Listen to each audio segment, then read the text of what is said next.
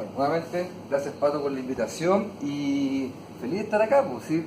Gente interesada en R. Yo personalmente soy un R adicto, yo creo que ya 20 años. ¿Ah? De las primeras versiones, nací como estadístico aprendiendo a programar en S+, y luego ya el mismo lenguaje S, cuando el mismo que tenemos en R, entonces al final, un tema de costo, S+, fuera, bienvenido a R, y hoy día R es mi software preferido, es mi calculadora, en general hago todo con R, ¿ya? Personalmente trato de venderlo mucho, tengo la posibilidad de hacer clases a nivel de pregrado y posgrado, y a nivel de pregrado a estadísticos, a ingenieros comerciales, a ingenieros civiles, y hoy todos estos cursos tienen fuerte, por lo menos un tercio de las horas de docencia están dedicadas a la enseñanza del R. Es decir, yo, por ejemplo, ayer tenía 250 alumnos en 3 salas isla enseñando R, partiendo de la primera clase, partiendo, como dice el Pato, instalando software, ¿ah? Partiendo de la parte más básica, así que, y ahí yo quedo feliz, por lo menos si no sé, un 10%, un 5% de esos alumnos enganchan con esta forma de vivir, ¿ah?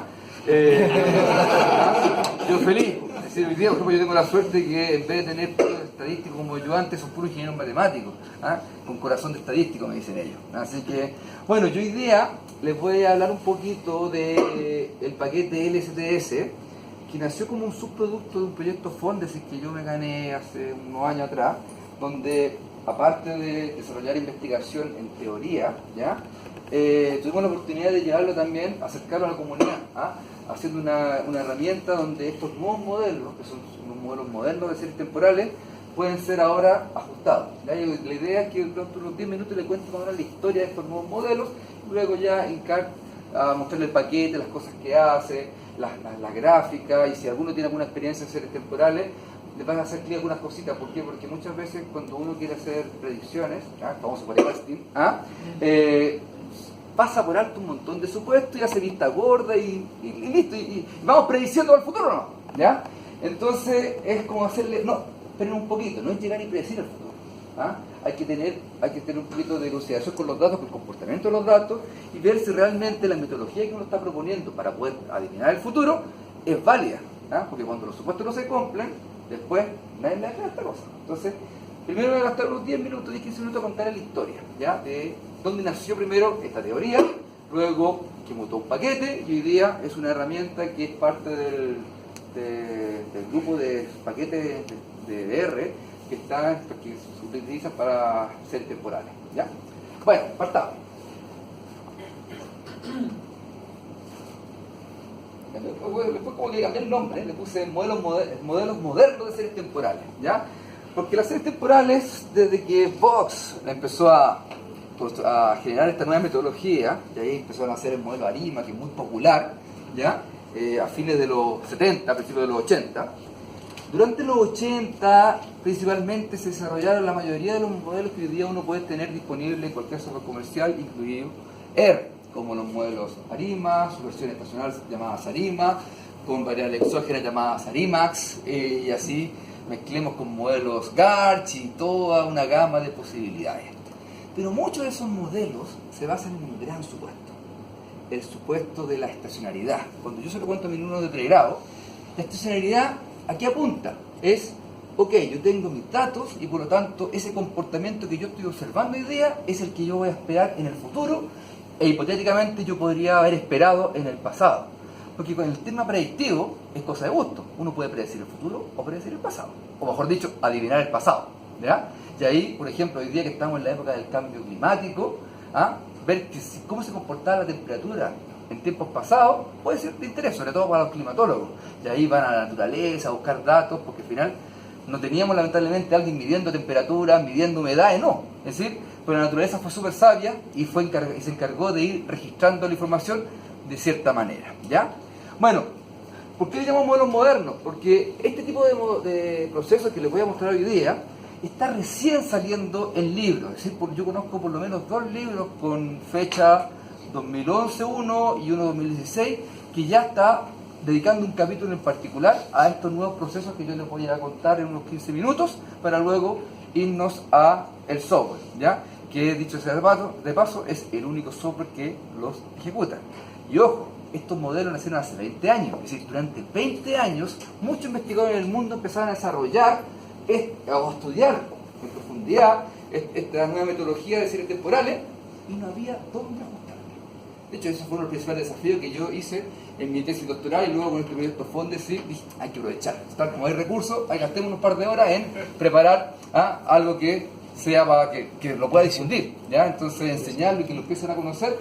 ¿Quién le dice que en un futuro cercano ya sea una metodología que, dado que empieza a aparecer en libros, seguramente empieza a ser más popular, ¿ya? Partamos. Bueno, modelos modernos de serie de tiempo, detección, estimación y predicción. Y precisamente vamos a estudiar este paquete LSTS que tiene que ver con una clase de proceso llamada procesos de serie de tiempo localmente estacionario, concepto que les voy a relatar ahora a continuación, ¿ya? Bueno, ahí pongo la publicidad, el Meetup, datos C donde yo también pertenezco como profesional, ahí trabajo, ahí se va el instituto, ¿ya? Y Católica donde ya mi casa, ¿ya? Bueno, si uno piensa un poquito y si ha tenido la experiencia de trabajar en datos medidos secuencialmente en el tiempo, ¿ya? Secuencialmente en el tiempo, una de las características que usualmente buscan la gente que utiliza estos métodos clásicos para poder predecir es la característica de la estacionalidad. Y cuando no hay estacionalidad, quiere decir que lo que uno observa no sigue ocurriendo en el futuro, entonces busca otra herramienta. Por ejemplo, una serie con tendencia. Imagínense el I+sec, el PIB, que va hacia arriba, o una serie que va hacia abajo. Esa serie por definición no es estacionaria. ¿Por qué? Porque la medida cambia en el tiempo. Y por lo tanto, lo que yo esperé aquí ya no es en el futuro. ¿Por qué? Porque va para abajo o va para arriba. Otra serie, por ejemplo, el hecho de que cambie la varianza de los datos también te mata. ¿Por qué? Porque la variabilidad que tú observaste ya no se repite y ahora es mayor, tampoco estacionaria. Pero hay algo que yo le digo a mis alumnos como lo que no se ve de los datos. Lo mismo pasa con los médicos. Uno se va no sé, al médico, le cuenta lo que tiene, pero te manda a hacer exámenes. ¿Por qué? Porque hay muchas cosas que a simple vista no se ve. Es decir, para el ojo principiante, cuando uno toma datos medidos en el tiempo, el típico gráfico de línea, aparte de ver lo evidente que son las tendencias, los patrones estacionales o los cambios de variabilidad, o cambios de tendencia también, hay más información que no está a simple vista, ¿ya? Y ahí seguramente algunos de ustedes ya conocen algún gráfico llamado el gráfico de autocorrelaciones, de autodependencia, ¿ya?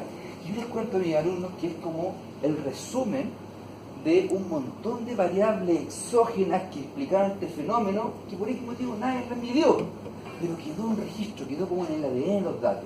Y esa es la gracia que utiliza, por ejemplo, el modelo ARMA, con toda la familia, para poder adivinar el futuro, ¿ya?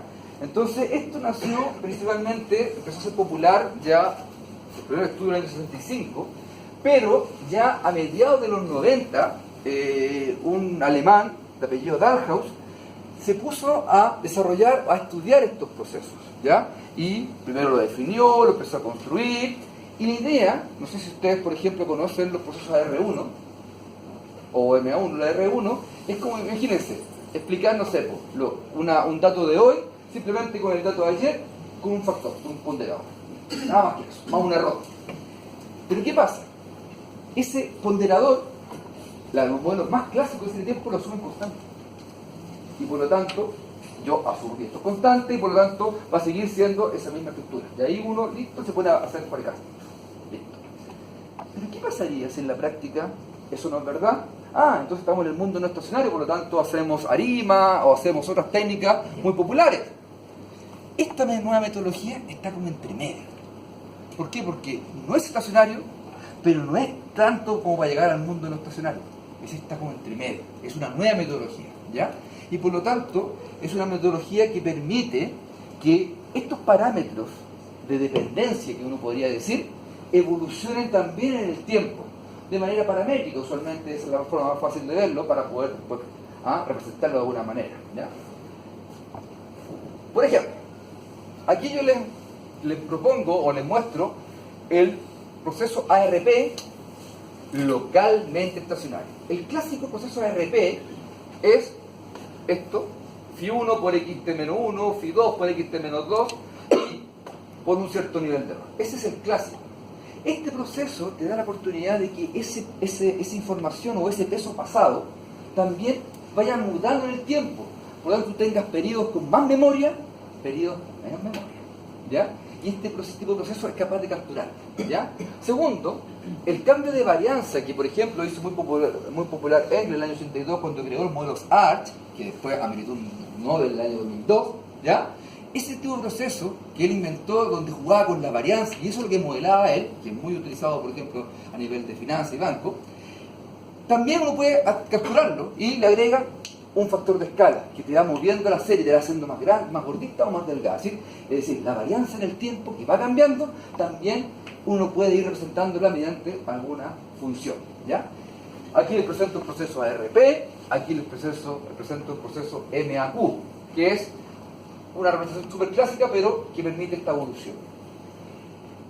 El año 2000 empieza la primera extensión a esto, a los procesos de larga dependencia. Larga dependencia son casos muy particulares donde es tanta la memoria que hay con el pasado que pensar en un modelo ARMA no tiene mucho sentido. ¿Por qué? Porque estaríamos hablando de ARMA 2020, 3030 y todavía te caes corto, ¿ya? Es decir, muy poco parsimonioso, es decir, de hecho, estimarlo puede ser todo un tema. Y ahí nace en el año 82, creo que nacieron esos modelos ARFIMA como extensiones a los modelos ARMA. Bueno, mi tutor de tesis, que es Wilfredo Palma, especialista en esa línea, dijo, ¿y qué pasaba si tomamos la idea de Dajo, del alemán del 97, y la llevamos a este proceso de larga dependencia? Es decir, tomamos este modelo, y había que empezar a demostrar todas las teorías, todas las demostraciones que hizo este individuo en el año 97. Después de un año trabajando nos dimos cuenta por qué habían pasado 10 años y él no había tocado el tema. Era una muralla del puerto en ¿ya? Después de un año batallando, logramos demostrar todos los teoremas y tenemos un proceso que llamamos nosotros el LS-ARFIMA. Entonces este es de demostraría junto con el profesor Palma, lo publicamos en la revista Annals of Statistics el año 2010, ya lo publicamos. Un piropo que nos tiró un editor fue que uno de los referees era que se estaba viendo una nueva línea de investigación en Cinetiempo, y tenía algo de verdad, porque después de esta tesis nacieron como 5 tesis doctorales hasta el momento que estamos facturando ya. Han salido algunos doctores a partir de esta misma idea, ¿ya? Han tomado este proceso, lo han ido afinando un poquito, ¿ya? Bueno, ahí también esos chicos están ahí ahora trabajando, también siguen siendo académicos también. Hay 2 que son académicos ahora también de la Católica en la Facultad de Economía. Entonces con Wilfredo inventamos, entre comillas, este proceso, versión localmente estacionaria de los modelos ARFIMA, y demostramos un montón de teorías, algunas particularidades. Tiene la parte autorregresiva, la parte media móvil, y tiene un parámetro de memoria que se llama este parámetro HARP, no sé cómo se llama el parámetro famoso B, que te permite hacer un modelo mucho más simple sin pensar en estos armas gigantes, ¿ya? Y por lo tanto, creamos también una técnica de estimación. Existe un estimador que se hizo muy popular en el año 53, que es el estimador de Whittle, que lo utilizaba en función del espectro, ¿ya? Entonces, al llevar los datos a las frecuencias de Fourier, ¿ya? Uno puede representar estos modelos clásicos estacionarios en ese mundo, y por lo tanto, estimar ahí. Desarrollamos esa técnica, funcionó súper bien, demostramos los teoremas.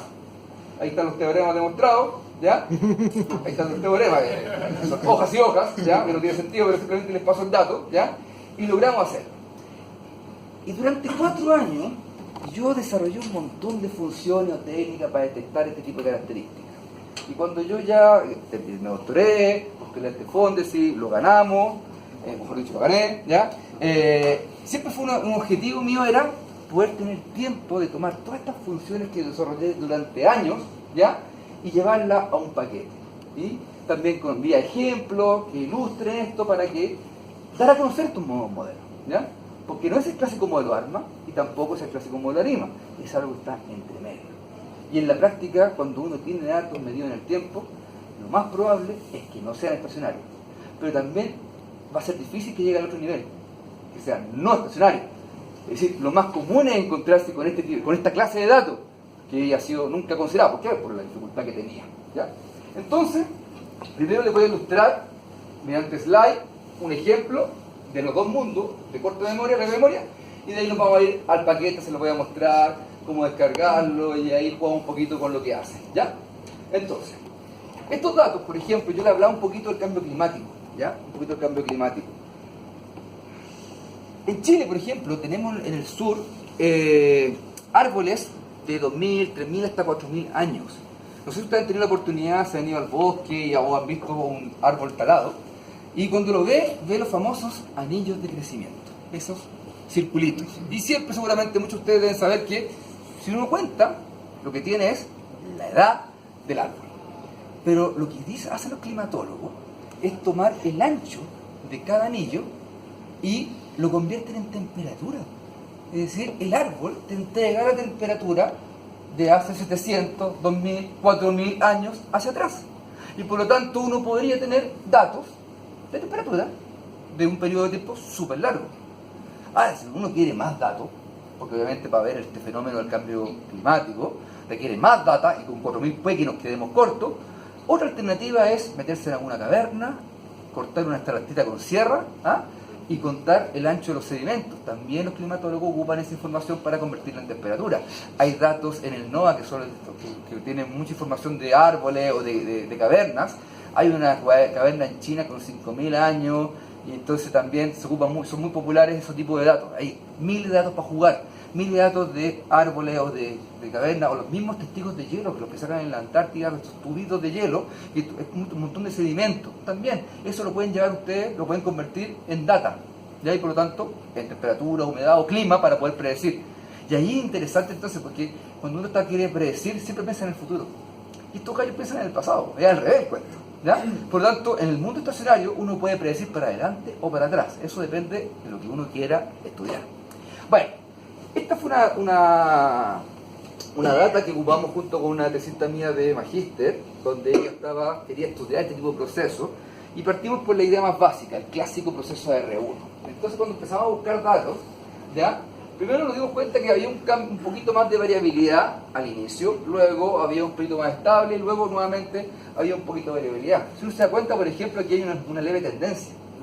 De hecho, si uno solamente mirara ahí, seguramente diría, esto va para arriba. Entonces, ojo, muchas veces las tendencias que uno observa son falsas, y son simplemente efectos o se generan a partir de la dependencia de los datos, de la correlación. Si yo tengo una correlación cercana a 1, seguramente voy para arriba, siendo que técnicamente va hacia abajo, ¿ya? Bueno, entonces, ojo con las tendencias. Muchas veces ustedes, si yo te hubiese pasado este periodo de tiempo, seguramente ustedes tiran línea para arriba. El precio del Bitcoin. ¿Ah? ¿Cómo va a ser? Nunca he tenido la oportunidad de jugar. ¿Así? ¿O va para arriba? No es falso. Sí. Bueno, les presento una de las herramientas más básicas en el análisis de series temporales para poder empezar a proponer modelos tipo ARM. No sé si ustedes no los conocen, pero estos dos gráficos son los llamados gráficos de autocorrelaciones, que es lo que yo llamaría la radiografía de los datos. La radiografía de los datos. Cuando uno ve la data anterior, ¿qué ve? Media constante, ya, hagamos vista gorda, una varianza más o menos constante, no veo patrones estacionales. Bueno, yo creo que si voy a predecir, digo, para adelante una línea y se acabó. No hay más, se acabó. Pero ¿qué pasa? Eso es verdad cuando esto fuese un ruido, o imagínense tomar, no sé, por simular normal el 0,1 y graficarla, sería como eso, ¿ya? Y si fuese un ruido, mi predicción sería una constante, ¿ya? Pero ¿qué pasa? Cuando uno pasa estos datos por radiografía se da cuenta que no, hay dependencia serial, ¿ya? Y eso es el valor agregado que uno le puede entregar, por ejemplo, un modelo de regresión. Cuando uno usa un modelo de regresiones para predecir, no sé, variables macroeconómicas, por ejemplo, seguramente el hecho de que esté medido en el tiempo, hay un pedacito de información que simplemente por no haber tenido el regresor adecuado, no fue explicado. Y esa dependencia te va a pesar y va a aparecer algo de ese estilo. Eso te lo aseguro que te va a pasar. Entonces siempre hay que agregarle a un modelo de regresión, uno debería agregarle esta segunda patita, que sería ajustarle un modelo de serie temporal clásico, ARMA. Entonces cuando uno ve este gráfico, la gente que ha tenido la oportunidad de hacer un curso de tiempo, ha estudiado un poquito de esto, cuando uno ve esto dice, oye, pero esto es como ver una R1 de libro. ¿Por qué R1? El primer gráfico te muestra qué proceso de MA es adecuado para los datos, el segundo qué proceso ARP es adecuado para los datos, y uno por parsimonia se queda con el más chico, siempre y cuando el decaimiento sea de tipo exponencial, y este era como de libro. De hecho, el día que la encontré esta serie, estaba con mi tesista y dijimos, oye, ¿y esto? Mira, una R1 como de libro. el problema fue que si esto fuese verdad, el AR1 aquí, aquí y aquí también debería ser el mismo. Ese es su supuesto. Y seguramente la gente que estudia serie de tiempo y modela serie de tiempo, eso lo da por supuesto. Supongamos que es así. No lo revisa, no lo chequea. ¿Por qué? Porque, y ahí si no es, ¿qué hago? Es decir, hacen vista gorda. Entonces la idea es que no hagan vista gorda, que se den la oportunidad de revisarlo. Entonces, creamos una técnica de gráficas para empezar a detectar estos cambios. ¿Me da una hojita, por supuesto? Una hojita. Por ejemplo, lo que acabo de graficar es el perigograma de los datos suavizados. Perigograma es llevar esta frecuencia Fourier y pegar una suaviza. Si el proceso fuese estacionario, la misma línea yo debería haber observado siempre. La misma línea, ¿sí? Una hoja casi perfecta. Y si uno simula, eso es lo que va a pasar. Entonces, primera detección es aplicarle perigograma en 3D, por ventanas, visualizar y ver si realmente la hoja aparece. Si la hoja más o menos aparece, uno se quedaría tranquilo y diríamos, estamos en presencia de datos estacionarios, ajustemos el modelo ARMA, lo que salga, lo que digan los ACF. Pero aquí ustedes se dan cuenta, por ejemplo, que esto no es verdad. Que empieza a pasar que cuando va subiendo, la dependencia va aumentando. Hay algo que hace que en la radiografía de los datos, hace que esa dependencia que uno suponía constante, no lo es. Por lo tanto, ese modelo AR1 que estaba pensando, aparentemente ese phi va a cambiar. Entonces, primera alerta, detección. El paquete hace este gráfico. Luego dije, bueno, supongamos que esto es el modelo de la verdad, era una R1. Ajustémoslo por ventana. También ahí los artículos dicen que hay un número óptimo de ventanas, con un ancho óptimo de ventanas. Bueno, hay todo un tema que también está implementado en el paquete y que lo hace por defecto. Y uno, si estima el proceso por ventanita, ¿qué debería esperar bajo el supuesto de estacionalidad? Algo más o menos constante. El mismo valor siempre. Chuta, al ajustar el AR1, el parámetro phi fue creciendo. Y aquí como pongo como referencia lo que debería haber esperado bajo el supuesto de estacionalidad.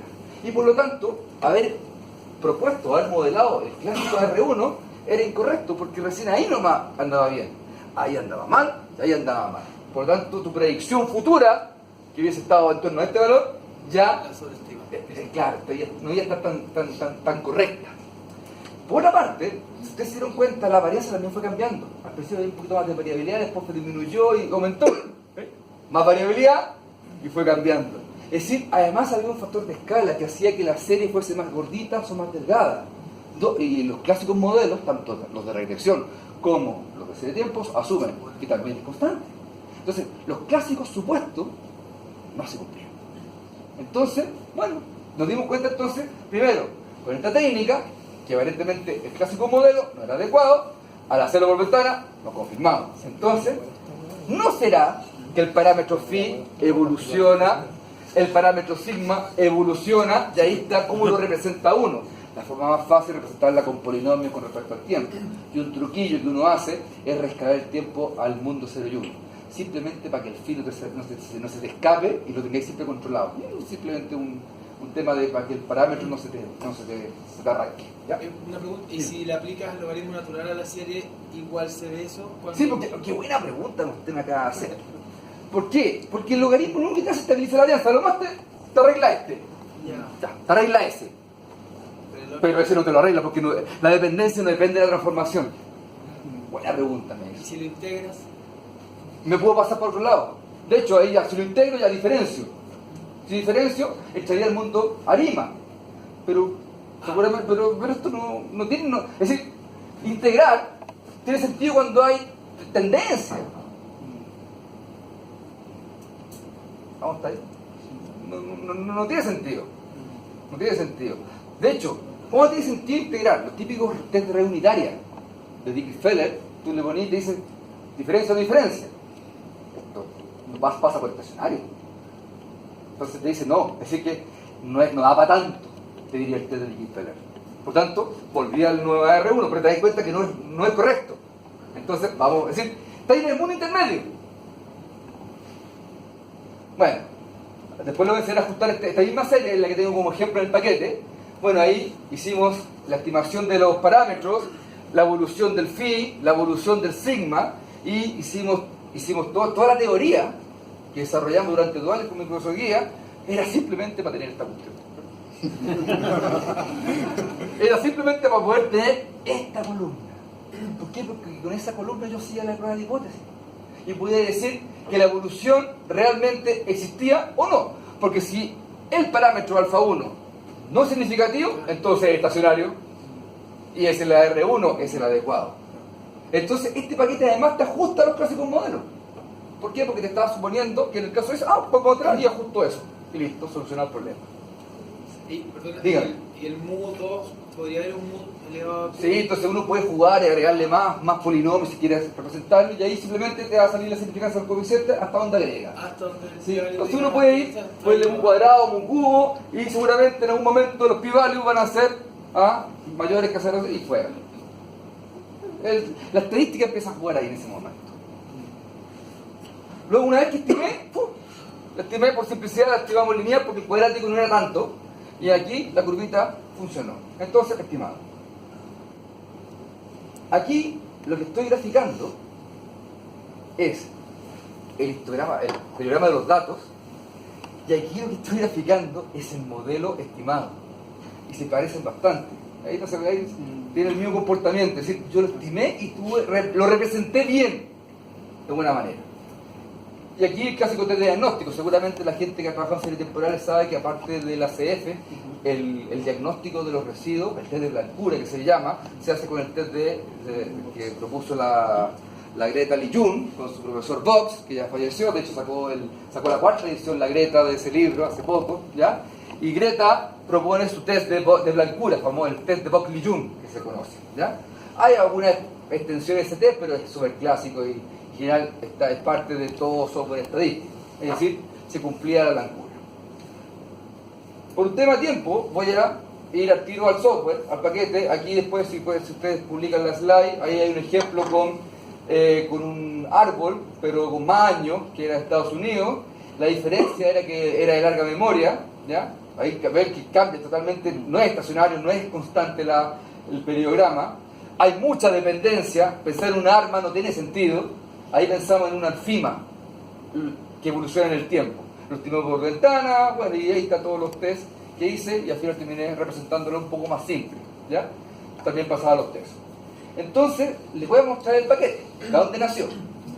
Me voy a conectar a internet, voy a conectar este gallo acá. Wi-Fi. Para compartir para mí. Me voy a conectar. Entonces, ¿dónde estoy yo? Aquí. Voy a cerrar esto. Después cuando te lo paso para que no puedas hacer parte de la. Entonces, en R,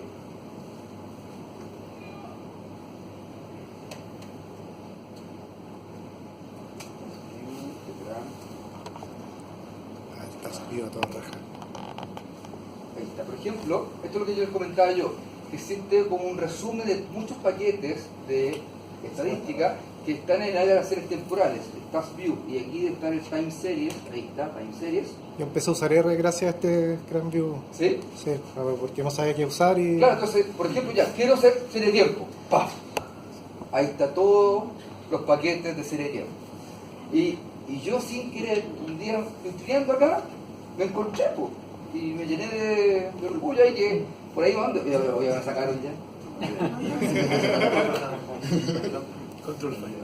Control. Ahí estoy, ya.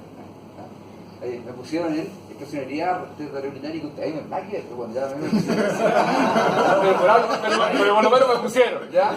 Más cercano a la IVA, así que ahí está. Sí, ahí está como estoy entre medio, así que ahí me pusieron. Entonces, bueno, ahí aparece el paquete, está el PDF, ¿ya? Este fue parte del proyecto magíster de la Pilar Rubio, que fue una tesista mía, que llegó después de estar con un profesor a Chacá, llegó llorando, que quería hacer todo. Ya, ahí tenéis pega, ya. Y en un mes sacó la pega.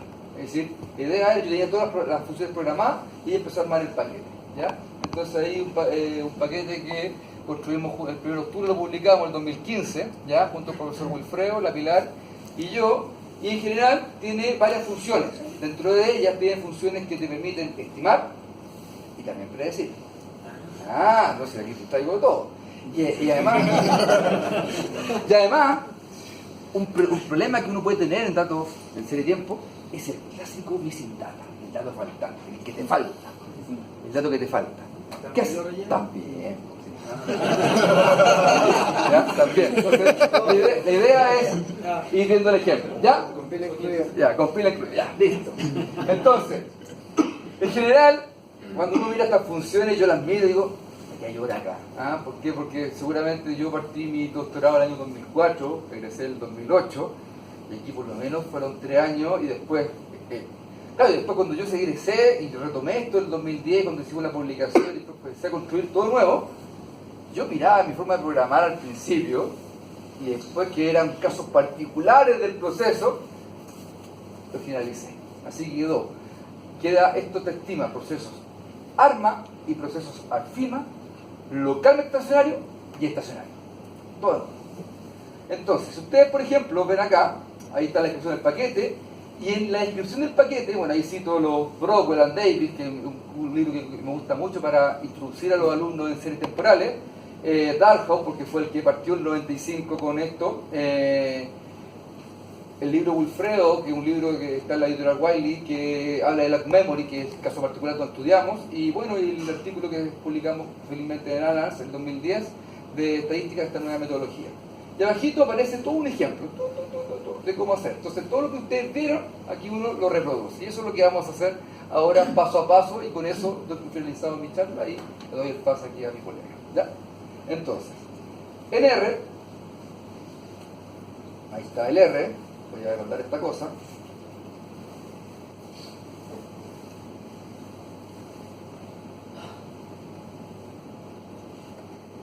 ¿R1.7? No, este es el... Ahí está.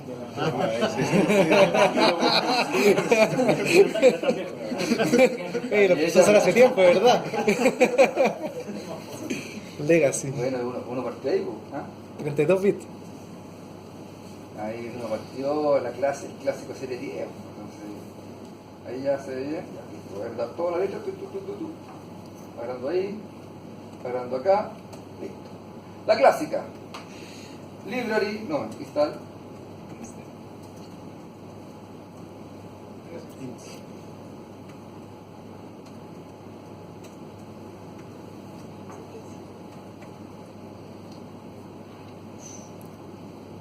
¿Se cortará? Chile. Yo siempre pongo el León, porque Chile siempre se cae. El de Chile es cuestión la católica. Sí, por eso digo que siempre pasa un ratón. Usualmente el León 12 en pantalla, ese no se me cae nunca.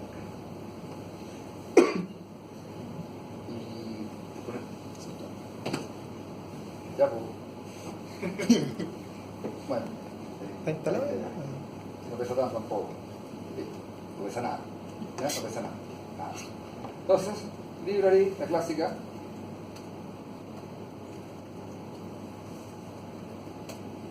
Cargado. Entonces, preguntamos, ¿eres de ese? Y voilà. Ahí está el paquete. ¿Ya? Entonces, es una aplicación a la misma que vimos recién, anillos de crecimiento. Voy a copiar todo esto de script para poder llegar y correrlo paso a paso, y ahí les cuento. De hecho, si uno ejecuta acá también corre, pero aquí está. Ups. ¿Qué pasó? ¿Cómo correrlo ahí? ¿Tú corres acá? ¿Seleccionar? ¿Controlar? Mira. Necesito otro paquete que era el de los datos. Usualmente yo trabajo con esto, con el de RDataMark, que hay un montón de datos. Quiero ver si lo tengo instalado. No lo tengo instalado, así que voy a tener que hacer lo mismo. Para acá.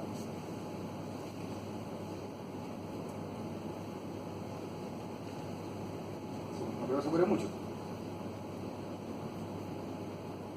Un poquito más que el mío. ¿Está aprovecho de preguntar algo. Dígame. ¿Qué pasa si tiene datos mensuales y también hay estacionalidad mensual? También lo hace. Claro, porque tú después, la estacionalidad, tú puedes hacer un arma, por ejemplo, quiero, no sé, porque es un arma 12. Listo, tú le pones, tú deberías suponer o asumir como 0 todos los phi entre medio, ¿ya? Como la función arima de R lo permite, con fixed uno puede obligarlo a hacer 0 para que no lo ajuste. Y el mío también lo hace. Entonces también uno puede jugar con estacionalidades distintas. De trimestres, de meses, Permite, es cosa del proceso nomás. ¿Ya cargó? Listo, perfecto. Entonces cargo los datos, estamos. Entonces vamos acá a el paquete. Entonces voy a copiar esto por mientras. ¿Y Hasta ahí. acepta variable exógena? ¿Ah? ¿Acepta variable exógena? No, ese otro precio. Ese otro precio. ¿Ah? Ese otro precio todavía estaba en pañales, no, ese que tener tiempo para agregar eso, pero seguramente en algún momento de la vida sí va a tener eso, ¿ya? Bueno, ya cargué los datos, ya. Entonces, carguemos los datos. Primero, la foto, lo que yo llamaba el gráfico de correlaciones, ahí se alcanza a ver, con la función ACF, aparecen los mismos gráficos que aparecían en la presentación. Para los que no conozcan, ACF es este que hace el gráfico de correlaciones y el otro que hace el gráfico de correlaciones parciales, ¿ya? Sigamos, tomo ventanas, es decir, los primeros 250 datos, de 250 en 250, para ver qué pasa con ellos, ¿ya? Y veo cómo se comporta. Para expandir esto, me doy cuenta que la R1 fue aumentando. Es decir, al sacar la foto, la dependencia fue creciendo, que es lo que veíamos también en el gráfico en 3D. El gráfico en 3D esto lo hace la función block smooth periodogram. Y ahí te hace, y uno lo puede ir moviendo también con... ¿Puedes explicar un poco cómo se lee ese gráfico? Este gráfico, ¿qué es lo que hace? Lo que hace este gráfico, toma el periodograma, te voy a mostrar el periodograma. ¿Está? Periodograma, ahí está. El periodograma, voy a poner acá de los datos de I, es esto. Entonces se alcanza a ver, ¿ya? El periodograma lo que hace, le aplica un filtro a partir de transformada de Fourier, y por ejemplo, si fueran datos mensuales, cada 12, como por aquí, hay un pic. Clásico. ¿No se da cuenta que es una idea mensual? Para que lo vean, para que vean que no estoy mintiendo. Por ejemplo, mira, CO2, clásica serie, una marcada estacionalidad. La voy a diferenciar para matarla. Entonces Ya. hago div CO2.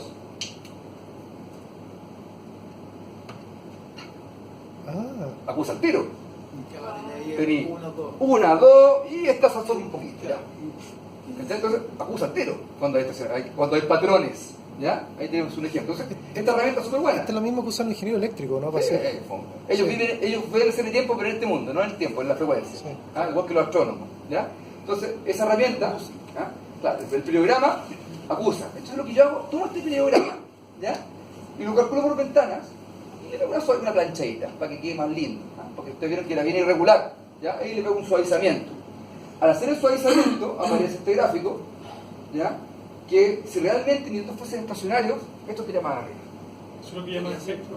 Esto es el espectro, este es el espectro. Esta es como la densidad espectral de los datos, de los primeros 200 ciclos. No sé, la primera ventana, segunda ventana, tercera ventana. Y me doy cuenta que fue bajando, o fue aumentando porque la dependencia fue cambiando. Esto es similar a la transformada Wave, ¿no? Que va haciendo el espectro por ventanita. No la cacho esa. En el fondo es como un Wave Fourier como por ventanitas más chicas. De eso es la misma cuestión. ¿Ya? Si ustedes mueven estos parámetros, si ustedes por aquí ponen 40, esto por arriba, si pone menos 40, si pone por abajo, lo vais moviendo. ¿Sí? Como ustedes quieran a placer. Dicho eso, para ir terminando ya, luego estimo por ventanas para ver cómo se comportan. Así es lo mismo ejemplo que yo hice yo, como para detección de este proceso. Ya me gustó la R1, así que ahora voy por ventanas, para ver cómo evoluciona.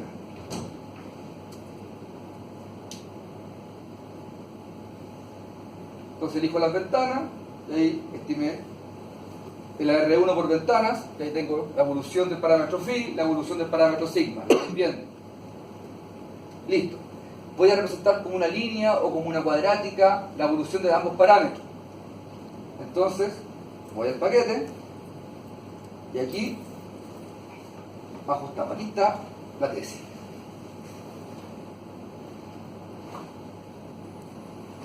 La función se llama ls.wiki, ¿ya? Que es el estimador de Whittle de proceso localmente estacionario.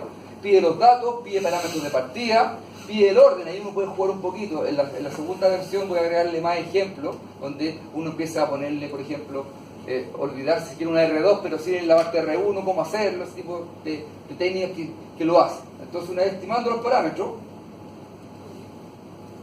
entonces ahí estoy asumiendo, por ejemplo, que la R1 es una R1, la parte media no existe, que la R1 es lineal, que el sigma también es lineal, entonces estoy asumiendo ese tipo de cosas.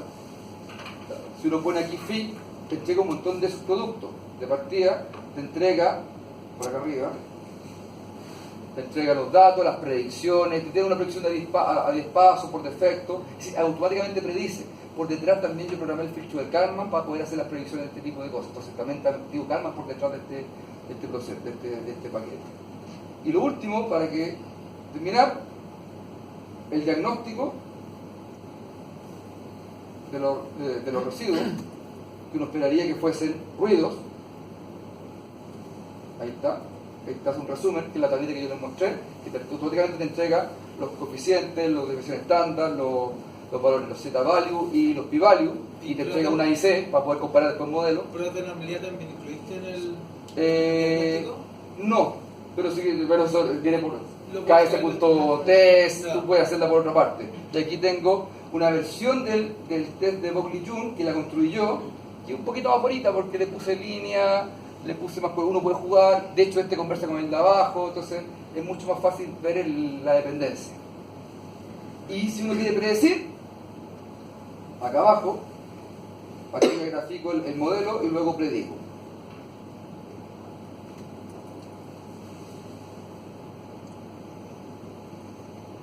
Ahí está la predicción, te entrega la predicción y un intervalo de confiabilidad. ¿Qué hubiese pasado, por ejemplo, si me sacan datos? 100 datos, 50 datos, es decir, le quito datos. ¿Qué te puede pasar? Solamente uno le sacan un dato por acá, otro por allá. Supongamos que perdimos una cantidad de información de un blog. Así no. Entonces, así nada. Entonces supongamos que... En ese caso era a 10 pasos, ¿cierto? A 10 pasos, él puede pedir más. De hecho, aquí le pides. En predicción tú lo puedes pedir ahí tú se lo pides. Supongamos que el dato, no sé, 200 a 250 desaparecieron. Missing data. Estima.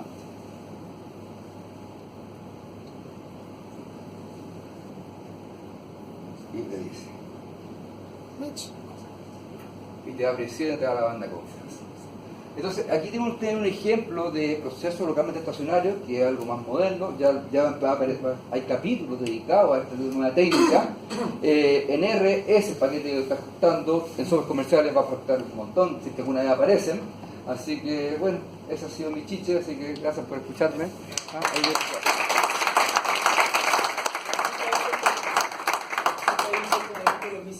Sí, de hecho aquí borré y estimé sin ellos, después los predijo, después ya un momento, claro, se mueve un poquitito, después constante ya. O sea, la estimación era que iba a ser algo así. Sí, iba a ser aquí, se movió un poquitito como una R1 y después ya converge la media y después sigue.